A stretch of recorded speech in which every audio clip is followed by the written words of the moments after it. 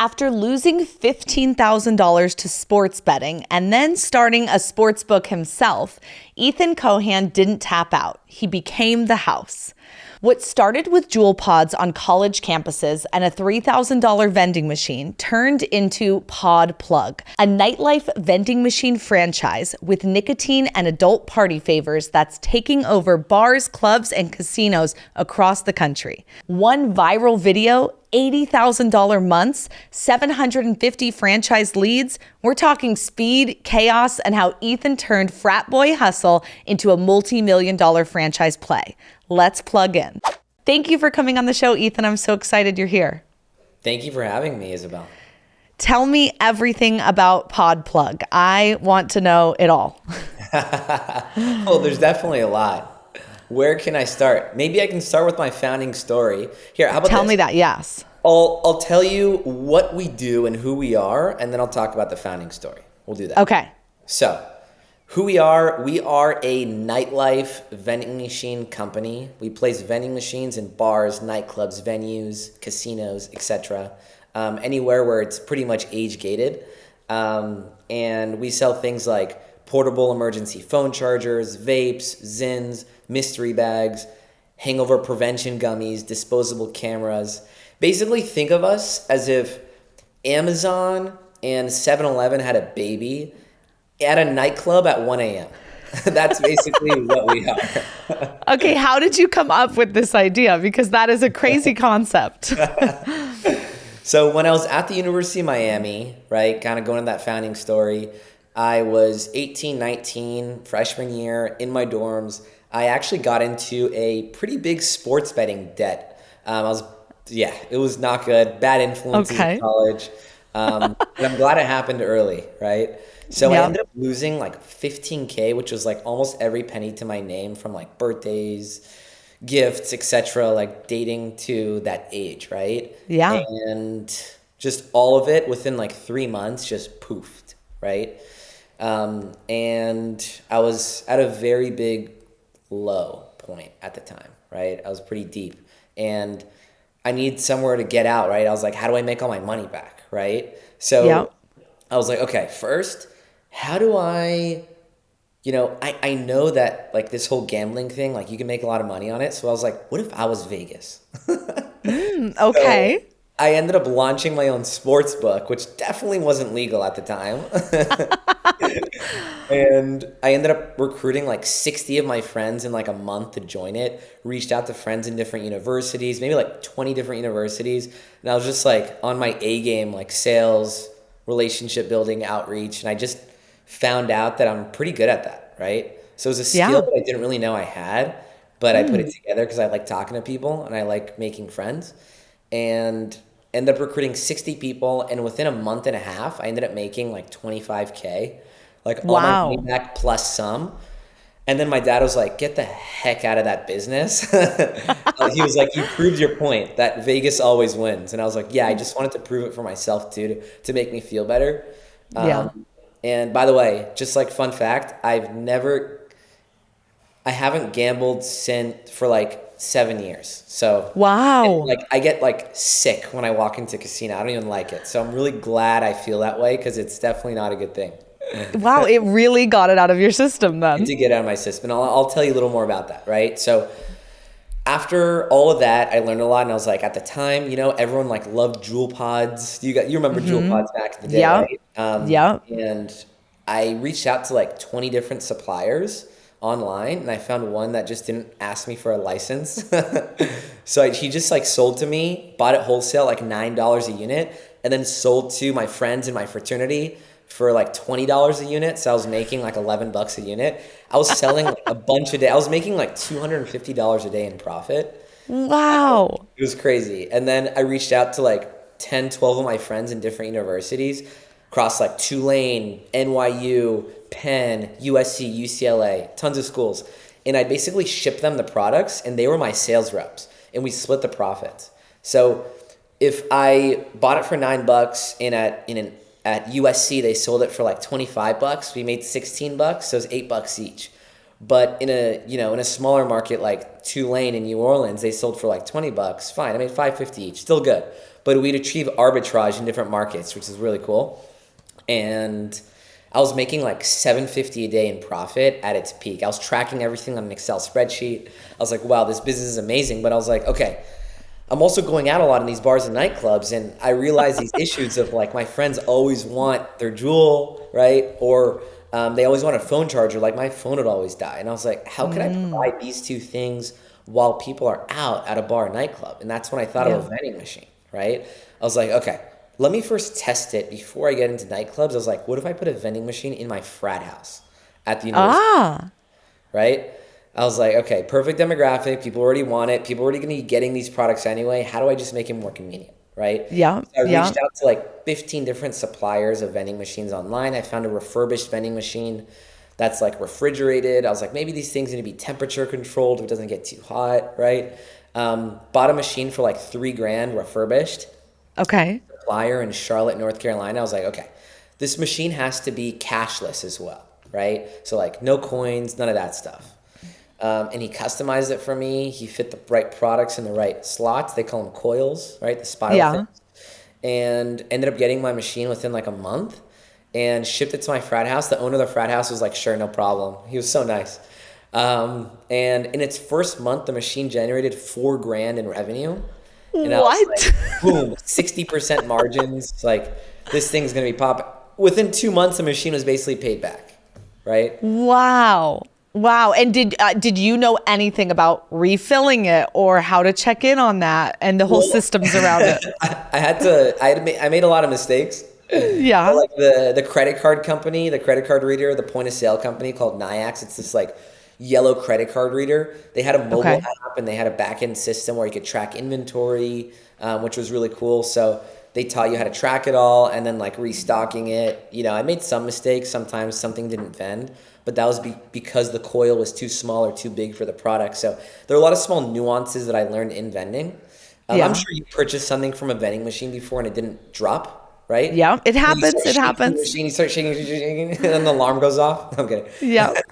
Basically, the reason why that happens is because the coil is too big or small for the product, right? So the person restocking it, it's always user stocking error. That's basically the reason, right? Okay. I learned all that stuff, small nuances, and you know, I had the machine operating for like 3 months. Made a bunch of money, and then the last day of school, a senior grabbed the chair, shattered the glass. Everyone stole all the products. There's a video. I got to send it to you, Isabel. It's a hilarious video. I'm glad you can laugh about it now. I can laugh about it now. I wake up in the morning and I just see the video. I'm just like, oh my God. This guy's the guy was loaded. He paid me back. I was like, you better pay me back. But the crazy part about it, right, is that a video went viral on like Total Frat Move, which is like the pre-Barstool company. Okay. Instagram. It got 3 million views. Wow. And then I ended up getting like 108 DMs from people across multiple different cities and states saying like, hey, this idea is genius. How could I bring this to my college town, to my local bars, to my fraternities, etc. Right? Oh my gosh. That's how everything kind of just started. Free bus! Free bus! Free bus!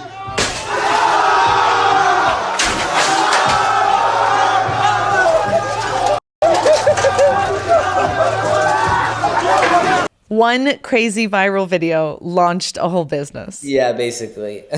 That's amazing. So from there, you know, he had to kind of custom make that specific vending machine for you. Did you start a relationship with that same guy being like, we need to go to town. Like, it's time. Yeah. It's time. I was like, I have 100 of these people who want machines. Like, what do we do here? I ended up raising money from some investors, actually.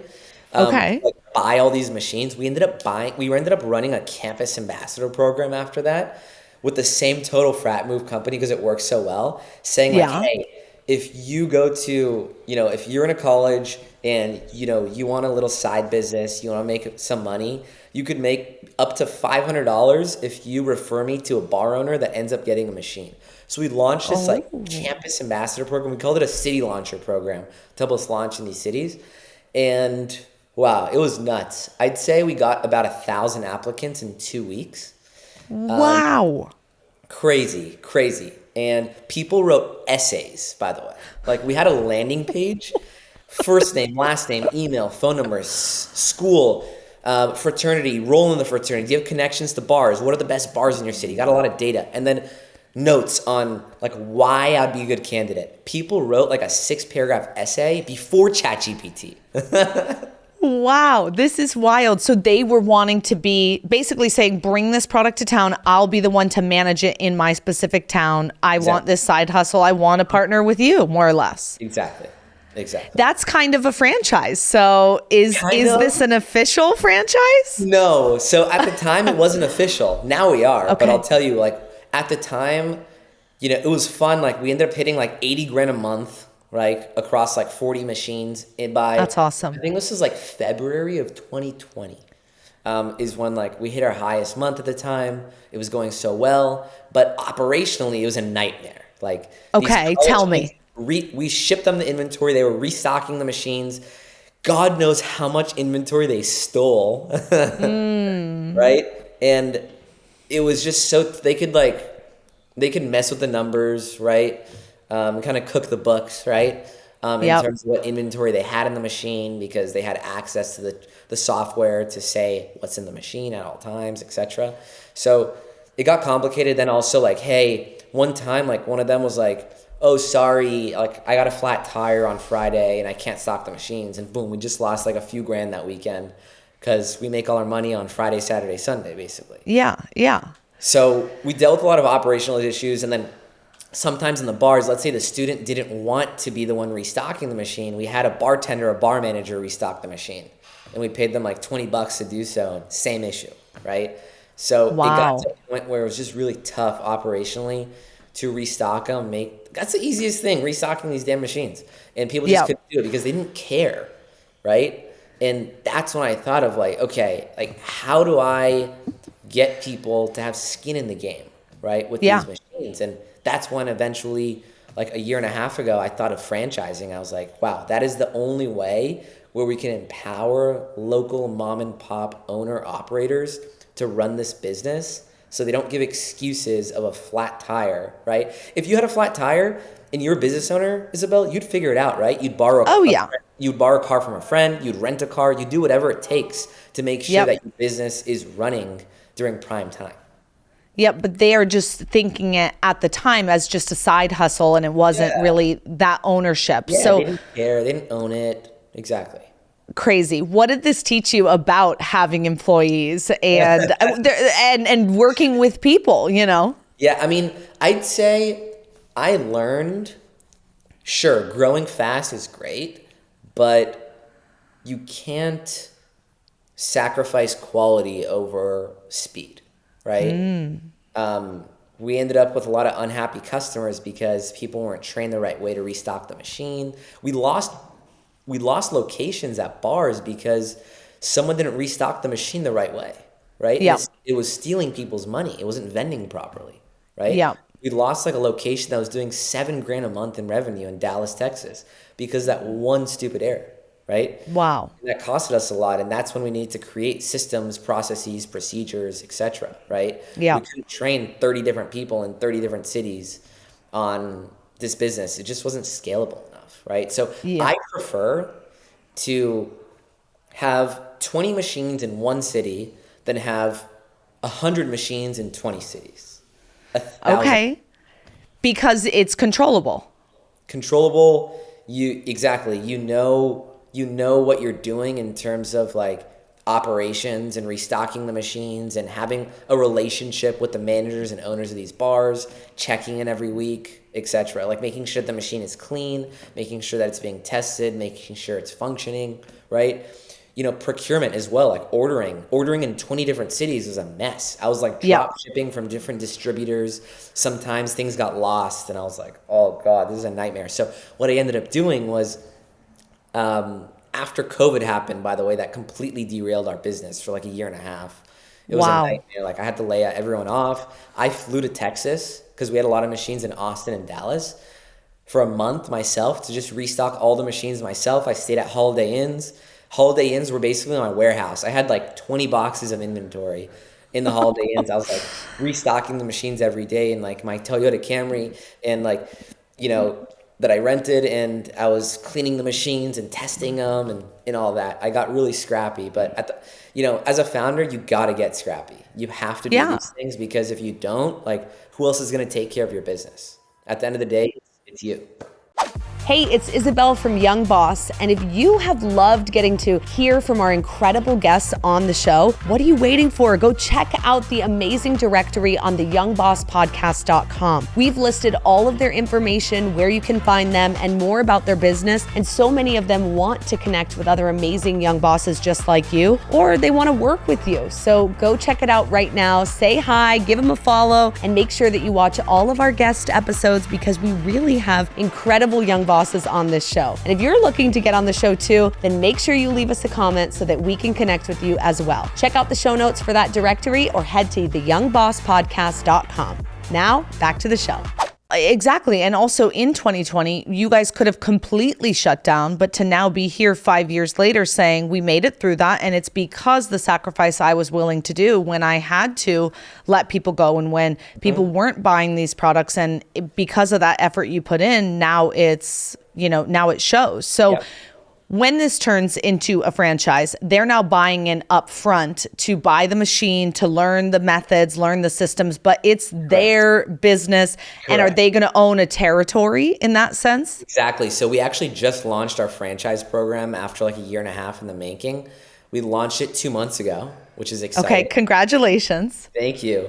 And so far to date, we've had in the past month actually, we've had 4 TikToks and Instagrams go viral, and we've gotten about 750 franchise applications in the past. It's crazy. We had to hire like 5 new people on our sales team and train them on taking those inbound calls, qualifying them before they hand them over to me, or our head of business development, or my sister, who just graduated from the University of Wisconsin 2 months ago, joined our team to take discovery calls because we've had so many leads, and she's crushing it so far. So I believe it. It's fun amazing business, and everyone's all about vending machines right now. I feel like they're having a moment, and it's hopefully it lasts a long time. I mean, it's been lasting a long time. I just don't think people used to see them and think of it as an investment strategy, and now everyone knows that that's one of the easiest, fastest ways to make great cash flow. And it's not that much work if you set it up correctly, right? Correct. You, on the other hand, running the whole business of this, that's a lot of work. So I'm not discrediting you, but just having a couple of machines, it really is something that is being pitched right now as low effort, high yield, and you're getting those good returns. And this is a nice niche, right? And also, like, we don't use classic vending machines anymore. My first machine ever was like a glass front, snack and drink machine, right? That I kind of retrofitted to sell the products we sell. Now we sell tons of different products, right? And we have these smart, sleek, high-tech vending machines. We have wall-mounted machines, and we have freestanding machines, all touchscreen. They use like 4G modules to connect to the internet, right? And everything is now like more efficient. We could sell ads on the screens, and people just love the modernness of them. Like, we've completely customized the user interface to make it all our colors. And they're super sleek, and locations love it, especially a location that just doesn't have the space to put something on the floor. Now we have a wall-mounted option, and they love it. Have you been playing with actual physical location in the bars and like where they do best? Yeah, like, is buy a bathroom best? Is entry best? Like, where do they go? Yeah, we had a location once in Texas that had it like near the entrance.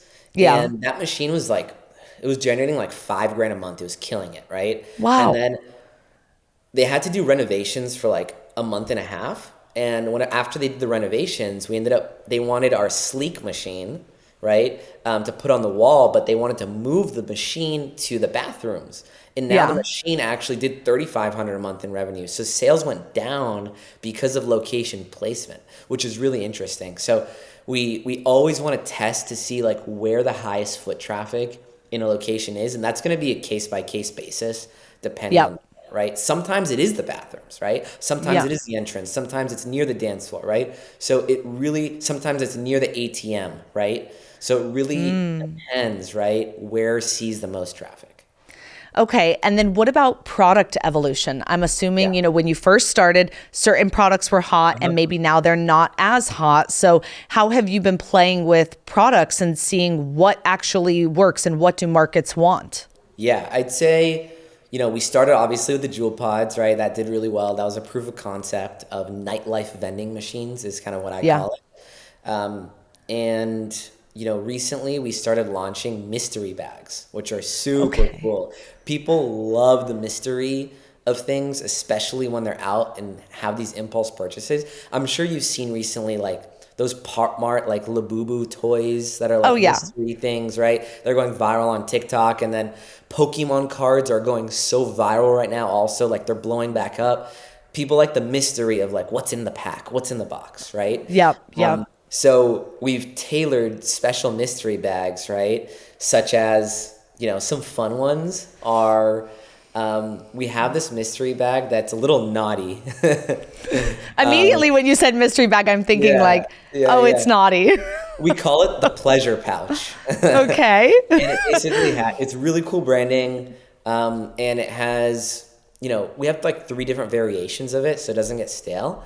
But like one of them, for example, has, a blindfold that says "Be naughty," right? On okay, it. cute. And then it also has these like furry handcuffs that you put in them with like the small key, right, to lock them.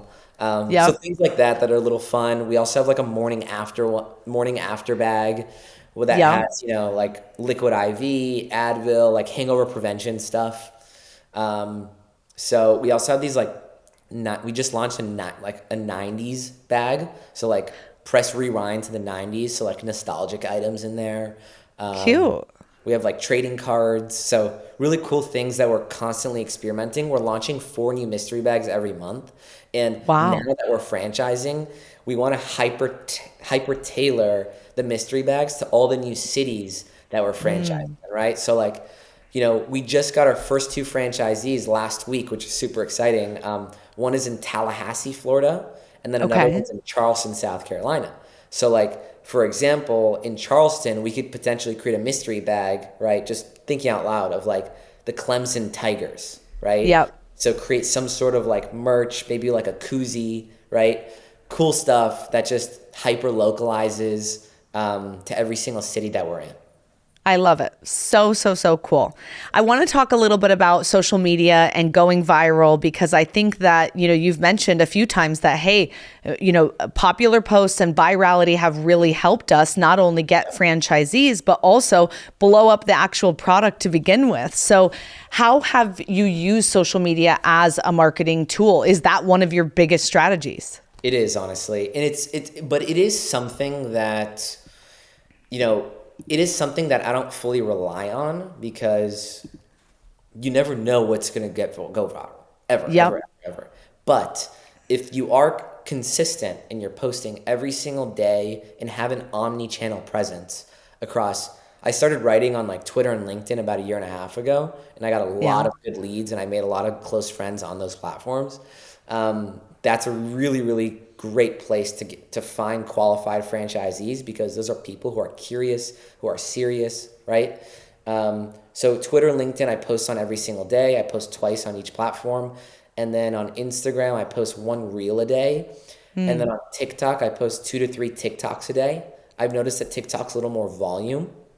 And then YouTube, I launched 2 months ago. I launched my long form. I ended up taking a course by Iman Gaji, like a really big YouTuber, and taught me everything about how to package a video from the title to the idea to the script writing to the thumbnail creation. All of it is important. I learned that the title and the thumbnail is 80% of the work because if it's not Isn't that crazy? It's crazy. If it's not clickable, then no one's going to click on it. It doesn't matter how high quality and how high produced and how many gems you have in the video. If it's not packaged well, it just won't get the reach. It's wild. Okay, if like 13-year-old Ethan knew what you'd accomplished now, I'm just thinking how crazy your journey has been. The ups, the downs, the left, the right. You have been the king of pivoting. Like truly, you've just said like, okay, here's an issue. Let me figure out a solution. And even if it looks like a little bit of a different direction, okay, let's do that. What would 13-year-old you, be most proud of, be most shocked by? Tell me that. Yeah, when I was 13, I wanted to be a DJ. I started DJing like parties in like bar mitzvahs and parties like that, right? And, okay, well, you're still in the club scene, so you're on brand. I like right? it. It's actually so funny, which is coincidence. But I always had like an entrepreneurial ick in me. Yeah. Because my grandpa was an entrepreneur, and my dad is as well. And I felt like it just ran in the bloodline, and I feel like if I wasn't an entrepreneur, I just wasn't going to make it. So I just felt like that was my only path forward. I told at a young age, I was like, I do not want to work for anybody. Yeah. I don't want to be told what to do, right? And I want to control my own time and freedom, right? Like eventually down the line, like I want to go to my, my children's soccer and basketball games after school, right? Like I don't want work to get in the way of doing that. So I want to build like a well-oiled machine that can allow me to travel for weeks or months at a time, right? Yeah. So that was always my goal, but definitely 13-year-old me would be, super proud and excited of, what's to come. And it definitely is aligned with my vision from when I was 13 in terms of just being an entrepreneur. I think so. I think it's very in alignment. So that's amazing. And it's cool that you grew up in a family of entrepreneurs so that this wasn't so far, maybe out of reach for you. Is there something that maybe you watched them do in their entrepreneurial journey that you were like, ooh, like, yes, I want this, but I don't want that? That's a really good question. I mean, growing up, I was just surrounded by so many, I guess, successful people, like not necessarily just in my family, right? But like friends, parents, etc. Right? My bar was always just so high, right? Yeah. I was like, it was either be an entrepreneur or nothing. And there was only one path for me anyway. So whatever I had to do was be an entrepreneur. And I learned from, my dad taught me a lot. My grandpa taught me a lot. They said, it will be grueling, right? It is a risk. You will have to be pivoting. You will be experiencing problems every single freaking day. You will be experiencing problems, and it does get stressful, right? And if you cannot tolerate the stress, then this is not for you, right? Yeah. And it's I've definitely, listening to what they told me, every single thing they told me has been so accurate. It still reigns true. It doesn't matter if business is happening in the 80s, the 2000s, or now. It's the same every single day. There's going to be issues. There's going to be people issues, money issues, everything, no matter what you try to do to solve it or avoid it, for sure. I know, you started this journey in debt, right? And now you're on the other side of that. Where do you see this business going in the next 5 to 10 years? I feel like you're at a really amazing point right now where it's just about to boom and take off in a whole new way. This is it right now. This is my goal. By the end of the year, originally was getting our first 5 franchisees, but now at the pace of these viral posts, I think it's going to be closer to 20.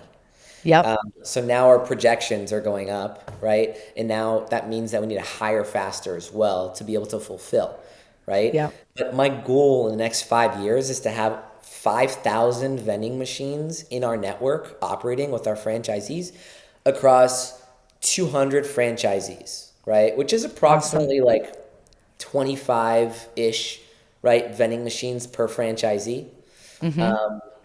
So that's the goal. And then in terms of money to be making, I want to be doing $10 million a year in cash flow. I love it. I see it for you, and I will send you all the well wishes because I think that this is huge. I will manifest it. Yes, it's going to happen. I do want to ask about something because I think that the younger generation who's coming, I always see tons of jokes online about, what Gen Z, how they party versus how millennials used to party.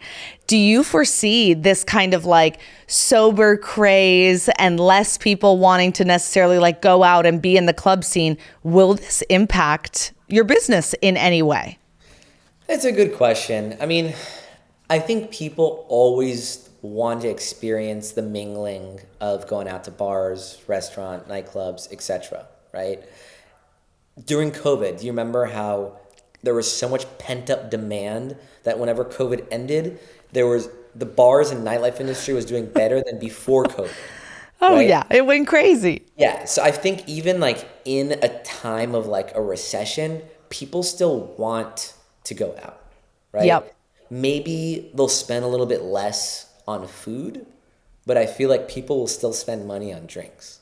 Yeah. And it's interesting because once like you're a drink or two in, like you want a little bit more and you want to buy other stuff as well. And you don't even think of your wallet, especially now that we have Apple Pay. Yep. It doesn't feel like real money whenever you buy something from the machine using Apple Pay. Yep, I agree. I also think there's so many ways that you could pivot. And, obviously if things come to that, I also think that the world operates in a pendulum swing. So we go from everyone wanting to party hard and going crazy to like this, sober culture to it will swing right back to the party phase and people will want it eventually again. If we do have, a 10, 15 year of like, okay, it's not as cool to go out anymore, people are still going out. They might just not be in those same locations. So it's okay, well, what location are you in? Are you now at a coffee shop? Are you now at, whatever? Okay, well, then we're adding machines there. Exactly. Like there's ways to overcome it. And I also would assume that, Vegas and places like Vegas, Scottsdale, Miami, Nashville even, those are going to be the hottest markets. For sure. Are you kind of, I would think as a franchise owner, you're almost like people in Miami right now. Are you? Because I was going to say, do you want to be like, no, I want this for myself? I wish I could say it could be a company-owned market, but since all those operational issues, like I want to choose a really strong franchisee candidate to run the market. Like recently we found we've been speaking like two really strong ones, and we're like, what if they just partnered together instead of like awarding territory? Because we're awarding multiple territories to these people, but they wanted the same territory. So I introduced two potential prospects to talk to each other, and now they're in discussions. I think that would be cool because, that's a huge market. There's so many clubs. There's so many places it could be. What about smoke shops? Do you have any in smoke shops? It's a good question. I'd say that probably wouldn't work just because they also buy their inventory. An owner of a smoke shop buys their own inventory. Like with us, you buy the inventory directly from us. We have relationships with like 50 different suppliers, but we're like your one-stop shop. You could buy the machines from us. You could rent the machines from us. So we're basically like your one-stop for everything in terms of like product, inventory, etc. Okay. And then do you have a coach or mentor who's been helping you kind of start this franchise? Because that's a whole nother ballgame. Yeah. So we ended up using the largest franchise development company called iFranchise Group. And they're basically the biggest franchise consulting, company out there to help franchisors like us launch and create the entire program, right? That's amazing. So yeah, they actually helped franchise Jimmy John's, Sunglass Hut. They consult for Subway. So I wanted to go to the best of the freaking best. Yes, they were expensive. I spent probably over $150,000 in the past year just on them in terms of consulting, crafting a program, competitor analysis, creating a strategic plan in terms of what is your royalties, what are your technology fees, how do you want to define a territory, etc. Right? Introducing us to a really good franchise attorney. So I'm very thankful that, they help me launch this journey, and they're basically there to support me. That's awesome. I was just thinking of the Jimmy John's guy. He was at 10X event this last year in Vegas, and he was amazing, and his stories were crazy. And I was like, he is totally an inspo in the franchise world for sure. Oh, yeah. I love it. For anyone listening who's just starting their business, do you have any advice to give to them? Maybe something you've learned along the way? Yes. Launch your product as fast as possible, but like launch an MVP, which is called a minimum viable product, right? So my MVP, for example, was buying a refurbished snack/drink refrigerated vending machine, and I basically retrofitted it to sell some of the products that I sold, right? In my frat house, even though frat house wasn't going to be the model at the end, right? But launch it, get data, get user feedback, right? Like the user feedback that I got from that first vending machine was, number one, you need shatterproof glass. Number two, cashless is really important. And then number three, don't put them in frat houses because they will get vandalized, right? So that's when I pivoted to the bars, right? So launch your product as fast as possible with the lowest amount of cost, right? And then once you get consumer feedback, that's when you tweak, iterate, and then launch and improve. That's basically the cycle. Amazing. And if somebody wants to join your franchise, how do they reach out to you? Yeah, good question. So we have a website called franchisepodplug.com. If you go on that website, there's an application form where you fill out your full name, email address, phone number, what city you want to franchise in, how much money you have in terms of capital requirement. Right now, our franchise, our all-in investment, right, runs between $52K all the way to $106K. That depends on how big your city, territory, density of bars, nightclubs, venues there are, right? Yeah. And you get a lot of stuff coming with it, which is one of the lowest, barrier to entry. It's very low. It is low. It's very low. Like when you look at a brick and mortar, like a McDonald's or a Burger King, you need at least like $1.5 to $2 million. So with us, our minimum capital requirement is $20,000 in terms of like cash, right? So you could put the $20K and then you could finance the rest. And we have a financing partner we could introduce you to. But yeah, I definitely, if you guys want to learn more, definitely apply. And we could hop on a 15-minute discovery call, talk about the program, see if it's a good fit for both of us. Because at the end of the day, this isn't a transaction. This is a marriage. So we want a long-term partner who we like, and you'll like us, of course, right? In launching this together in your city. I love it. Well, we will drop all those links in the show notes. So if you're listening, go ahead and check that out. And we'll add you to the directory as well so people can reach out to you. And any last tips for our listeners? Someone who's new in business, just getting started, what words of wisdom do you want to leave with them today? Yeah, I'd say if you have an idea, right? And let's say you're in college, you're young, make it happen. Do whatever it takes to make it happen. It doesn't matter if you fail. Failing is good. I failed a lot, honestly. And failing makes you stronger and learn a ton, because if you're a first-time entrepreneur who hasn't failed, you will fail. And I'm telling you that now. But it's not a bad thing. It's an important thing, and it's part of the process, right? Yep. If I didn't fail early on, I wouldn't be where I am today. Yep. There we go. Amen. I love it. Couldn't agree more. And I want to thank you so much for coming on the show.